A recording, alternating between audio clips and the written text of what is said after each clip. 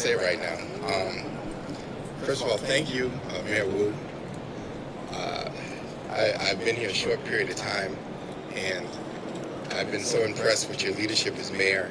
I've been so impressed with your commitment to all the residents of Boston and making sure no city, no section of the city, no person is left behind in any of the success the city has. And your ability to include the whole city is exactly what we all should be doing. And so thank you for your leadership. And I look forward to working in the future to make sure that the police department reflects everything that you want the city to be. So there are many dignitaries here today, and I probably cannot name all of you all if I wanted to. But I'll start off by a few. Certainly the former commissioners that have been here, thank you for all that you've done in the police department. In many ways, I've been influenced by your leadership in so many different ways, and it's helped me get to where I am today, and I appreciate your support during the, certainly my path forward here, so thank you. I have many friends and family that are here, and I'll start off certainly with my wife Kimberly and my children. I thank you so much for supporting me and allowing me to make law enforcement my life's work, regardless of the circumstances that we might have gone through. And I truly appreciate it and love you all.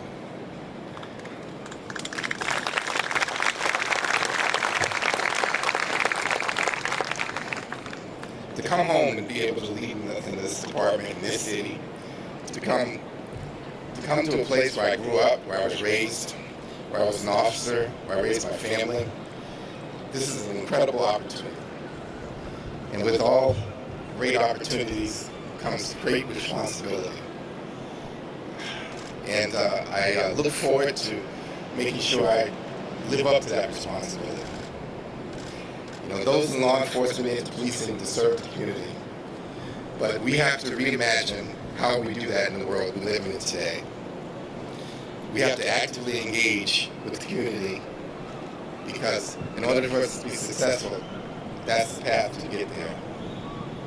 If we want to meet this moment, we need to come together and successfully change how we police.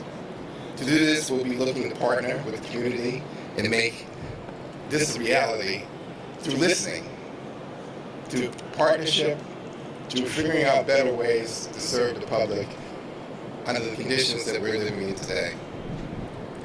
I and the mayor certainly are in line in this vision, and we're going to make sure that every member of our department is supported and has all the tools that they're needed to be successful and safe, that we'll hold each member of the department accountable for what we ask them to do.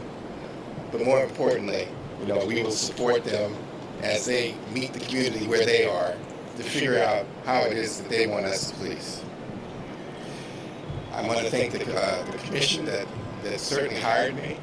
You did a tremendous process of figuring out what it is that the community wanted from us. There was a great deal of talk about transparency, accountability, procedural justice, equity, and inclusion. In our path forward, these will be the heart of everything that we're going to try to do with the police department. The Boston Police Department has existed a long time, and Boston is one of the oldest cities in the country. And similar to all of us, and I'm going to include myself in this, the department has from time to time failed. It's stumbled and fallen occasionally throughout history.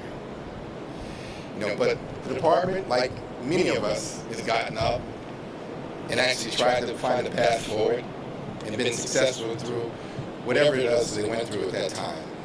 And we are in a different time right now. And I'm quite confident that we will meet the challenge ahead of us.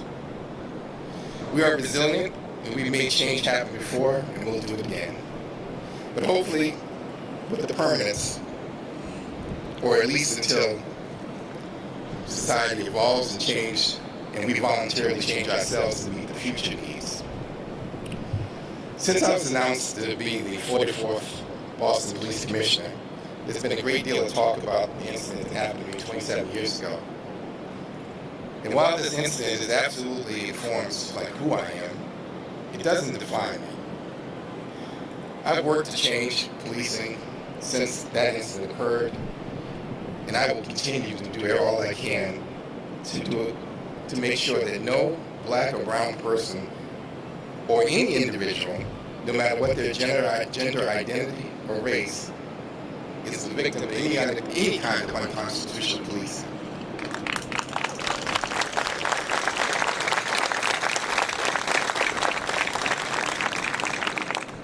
I unfortunately have a unique perspective on this, but that perspective makes me more committed in this area.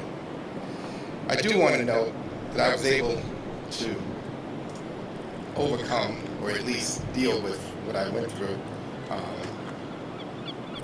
The resilience I showed amid and after that horrible incident, it changed my life forever. But I made it through with the support of my family, support of friends, the quiet support of many people that I can't even name to this day. And I want to thank all of those who reached out to me in some way, shape, or form, helped me when I didn't even realize I was getting help, to help me deal through that. I particularly want to thank my family for all that they went through as well, in helping us all get through that. But none of us are successful on our own. As I just described to you, we pull each other up when we're down, and we stand on the shoulders of people around us when we need a boost. Growing up, I was fortunate that I had two parents, that fled the Jim Crow South to get away from the laws there, to basically have a better life for their family. And they came to Boston, Roxbury in particular, to do that.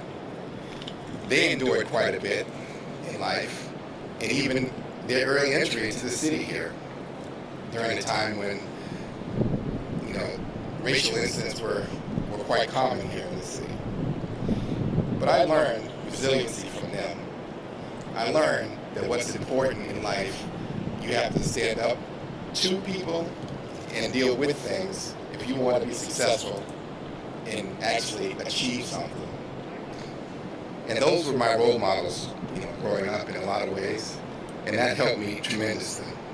They supported us and relied on each other, my parents did, and my family. It helped us be resilient regardless of the circumstances. This resilience that I talked about, it's an environment that creates it. It's not what creates this environment. It's not an individual. It's about the people coming together. Support, respect, and truly caring about people are at its roots. Love of individuals in our life and love of purpose that we dedicate ourselves to. My story is not special. The reality is we're all resilient in some way, shape, or form. Every day, you all, people in this city, people in this state, fight their own battles and persevere. And they usually do it not only through inner strength, but from support of others. I'm here to say that as people struggle and have battles throughout this city, that the Boston Police Department is going to be here to support them in any way possible. Our officers have a difficult job, and they're doing a great job currently. Boston has one of the lowest crime statistics in the country for a major city. With that being said, one homicide is too many. One person who's victimized is too many. So we'll always work to make sure that we're trying to lower crime and eliminate it as much as possible. And we'll do everything within our power to keep crime low. We'll work with the District Attorney's Office, U.S. Attorney's Office, and all our law enforcement partners to make sure that we're policing not only in the right way, but we're doing it in a way that impacts the community in the best way. So, as a police officer, we're taught the old adage that at the end of the day, that we have a right to go home safely. But I'm here just to remind, the people that serve is that we're here to serve the citizens of Boston. And while I don't disagree with the adage, we want to expand upon it and make it clear that we're all in this together. All of us have a right to go home safely. All of our kids have a right to walk in the neighborhood and park and play safely. And we all have the right to be safe in our homes and be treated with respect. This is the city that we're working to create for all of us. The world is more polarized than ever, at least more so than I can ever remember. And to counter this, we need better lines of communication. We will create paths to better communication internally and externally with the community to let you know what's happening and encourage partnerships and open dialogue. The exact form this is going to take will begin today. To be successful, this can't be an us versus them. We'll all have to be rowing in the same direction to get across the stormy waters of today's world. Oftentimes, we just want to come and tell you a detailed plan with all the answers. Well, we're defining our plans, but what we can't forget is to get input from the community on how those plans might impact them, what's important to them, what do they need to feel safe and be safe. And that's what we're going to go about doing. This is a day full of hope, even though I look pretty somber because I'm about to cry, I feel like. Right? Because we're going to try to reimagine police, but reimagine it in a way different than maybe some of the rhetoric that you might have heard. We're going to be better. We're going to be stronger.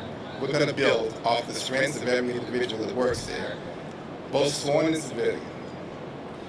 We're going to reach out and make contacts with the community in a way like we did before.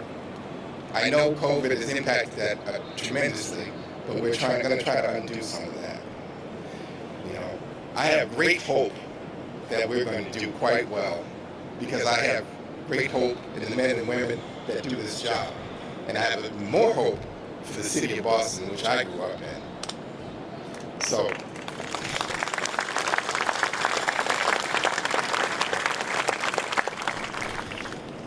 as we move forward, we promise that we're going to try to be truly equitable and inclusive.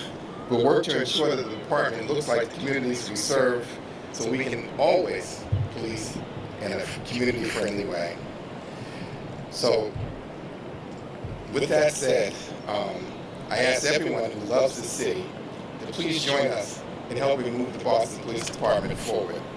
Whether you're an academic institution, law enforcement agency, the public, we ask you to join us, give us feedback on how we can be better, and work with us as we try to certainly face the challenges that the city has and actually serve you the way you need to be served. So thank you all, and I'm sure I will see you out in the streets, and feel free to say hello to me, but more importantly, say hello to our officers. They need that hello, right? So thank you very much.